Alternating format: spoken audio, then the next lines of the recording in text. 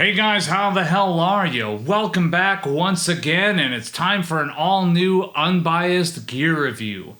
On this, the Agile Chiral Parallax 10-25-28.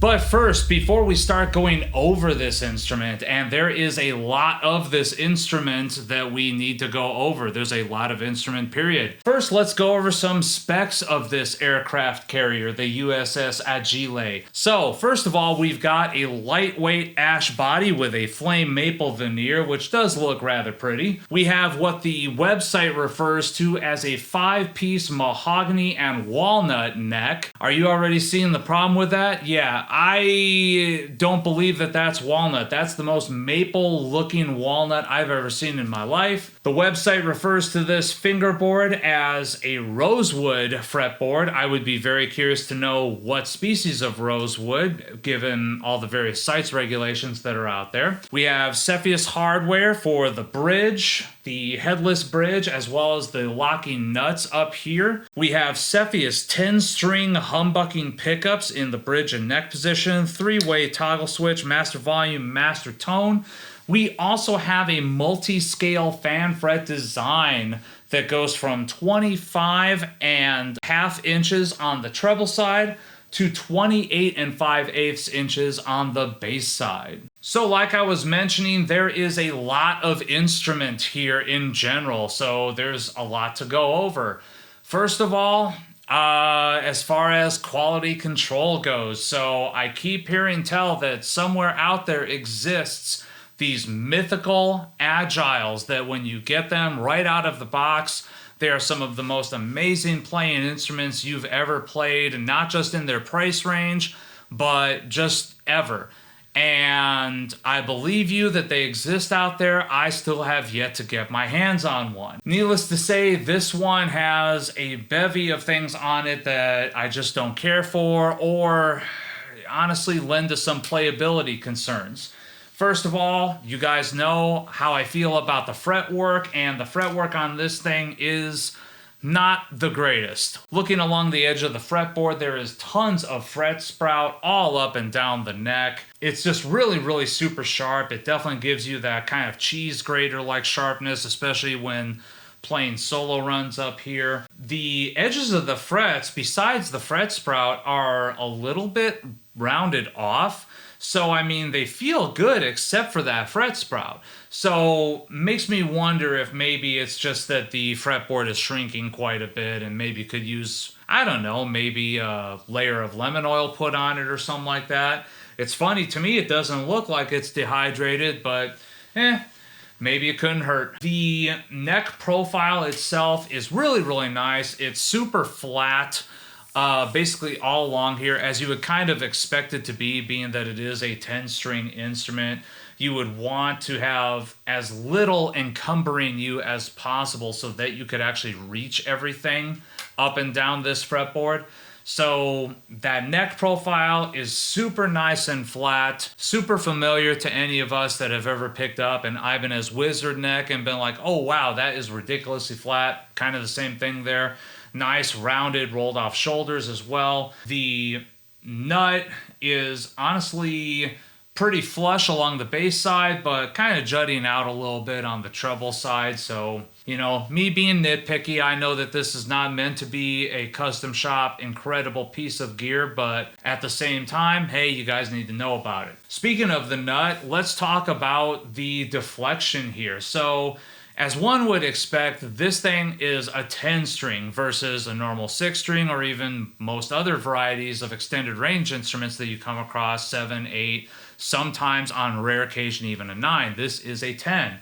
So there is a boatload of deflection that is up here at the first fret. It's something that is kind of necessary so that you're not getting so much buzz up here, but it was really, really inconsistent. I took this to an extremely qualified luthier in my area, and he kind of went over it, looked at a few things. That was one of the first things he called out is, wow, there's so much deflection up here, almost to a fault. It's a little bit much. So he kind of took a look at it, did what he could to make it a little bit better up here at the first fret, a little bit more uniform. That being said, not really so much that can be done to fix that, unfortunately.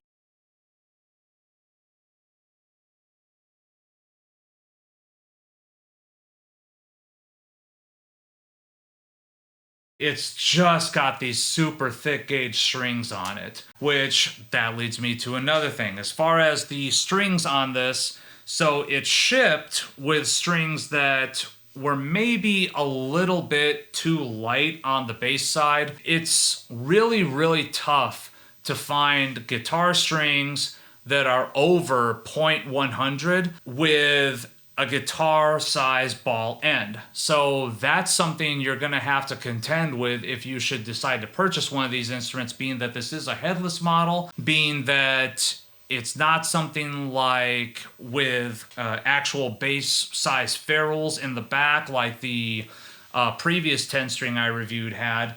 This is something where you need a guitar size ball end in order to fit inside these saddles on the headless bridge. And that's a tough thing to find. You're going to have to go to custom string companies, and even there you might be hard pressed to find something that's actually going to fit that need. This thing shipped with a string that, if I remember right, was a 0.100, and I might even be wrong on that. I might be give or take a little bit in either direction. But really, given the tuning that's on this thing, probably should have something more like 0.125 and above. It needs a thicker string in order to handle that low G sharp, or in my case, G tuning that's on that last string. Otherwise, if not for extending the range even lower, what possible use could having a guitar with such extended range be for? The only thing that I can maybe think of is maybe if you want to be one of those game-ending bosses that you have to defeat for shredding. Like if you're just one of those like Rusty Cooley types that is just be-all, end-all amazing, you might be able to get away with stringing this with a higher A string on here and then just the bottom 9 of the 10 being like a normal 9-string instrument. That might be a little bit easier way of making do, but if you're not a complete and utter shred god, maybe the higher A string might not be for you either. Other things quality control wise, getting back to the fretwork, it's not exactly the most level all along here. Not really any dead spots to speak of, but there's definitely a lot of places all up and down the fretboard where you do get a lot of buzz, you do get a bit of rattle there again, kind of owing a little bit to the deflection up at the nut, but also with the fact that this bridge is pretty damn rough to try and set up in any meaningful way. I mean, even right now, the 9th string is actually sitting lower than the 8th and the 10th string because it just won't come up. So, not the greatest hardware, not the easiest to adjust.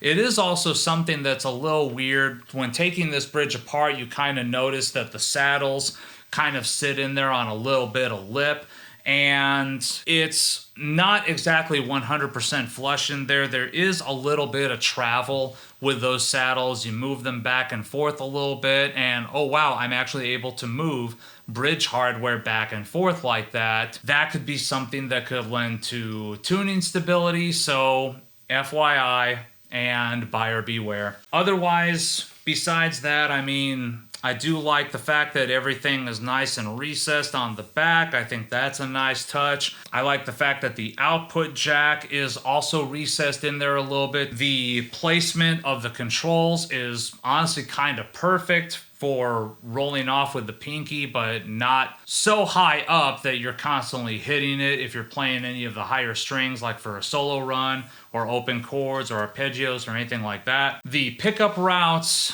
a little rough there. It's not the worst I've ever seen by a long shot, but there is a little bit of burring of some of the edges inside those pickup routes.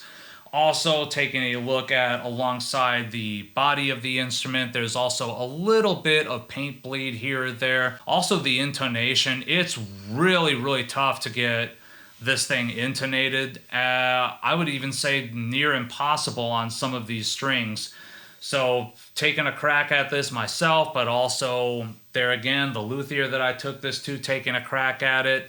There's just only so much you can do to get this thing to actually play in tune up and down the fretboard. There's definitely some spots, some strings where it's just not fucking happening. And for that reason, that's right away as far as this instrument goes. Like, if you can't intonate it, that's a huge, huge, huge fucking problem. So, how does it sound? Well, let's check it out. For the purposes of this demo, I'm running it through the Fortin Kali from Neural DSP, because honestly, running this thing through amps, it doesn't really sound all that great, and if I was to do that for you guys would just shut this video off right now if you haven't already. So I'm going to run it through some amp sims to try to clean it up a little bit so you guys can actually tell what's going on here.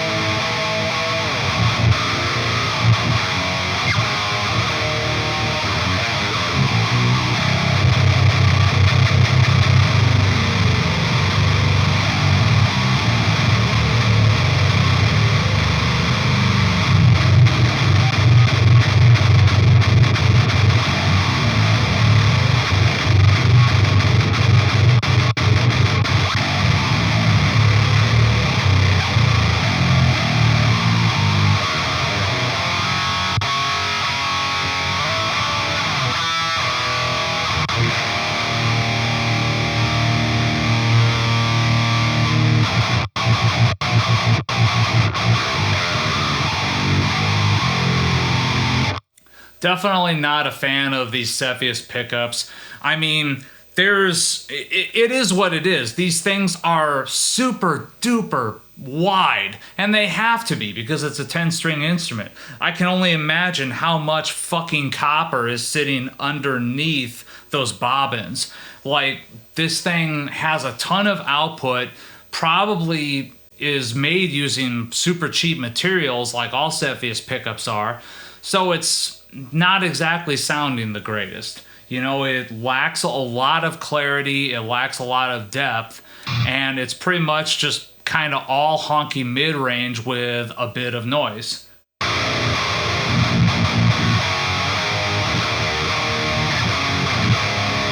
And I do have the gate on pretty hard here too.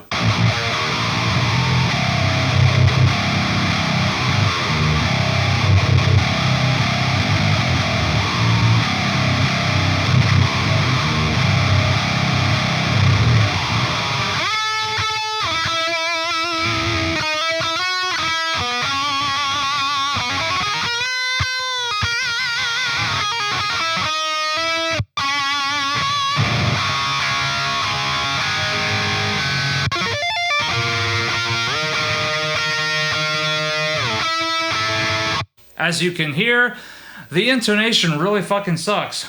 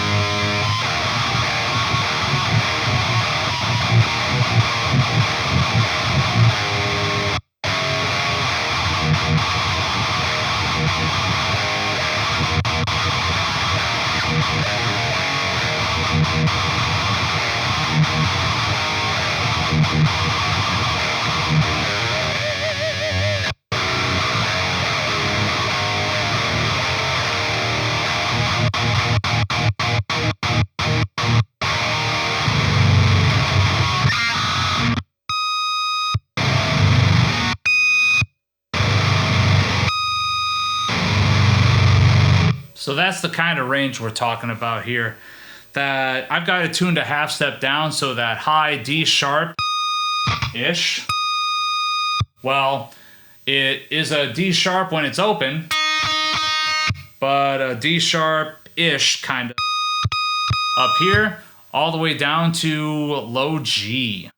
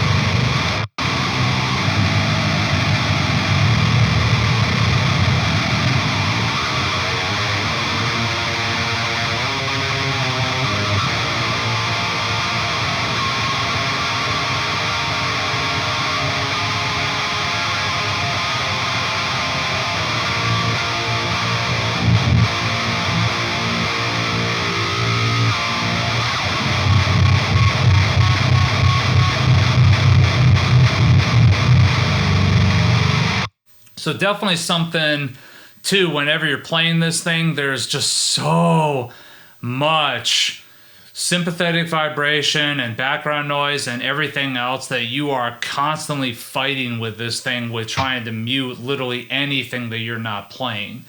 Even more so than any other instrument you've played up until this point. Because, hey, now you've got 10 strings that you've got to govern, so there's a lot of weird noises that just kind of creep out of nowhere.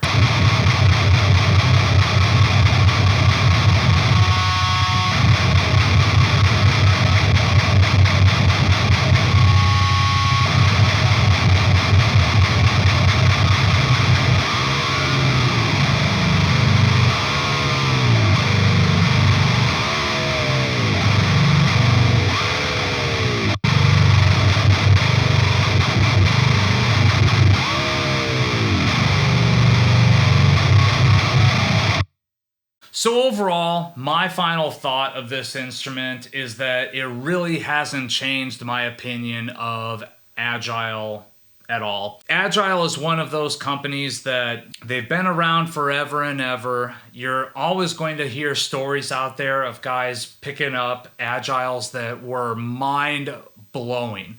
Just incredible pieces of gear that are honestly kind of indispensable, and that's why some of these guys even still use these things to this day after owning them for a decade and a half. Hey, fair play to you if you found something that is absolutely incredible. But it just seems like I have just the most rotten luck, whether it be something that gets sent to me, whether it be something that I purchase myself like this. There's always some stuff kind of all over that just falls short. Little QC things like paint bleed, like burring of the edges, like Maybe there's a little bit of a gap in between the body and the neck. Like, some of that stuff is almost acceptable, especially when you compare it to the glaring issues of the intonation, the ability to adjust this bridge, just how lackluster those electronics sound. I mean, you would basically, in order to make this thing sound good, you would really have to rip this thing apart, rip out these guts, and send these pickups off to be rewound by somebody.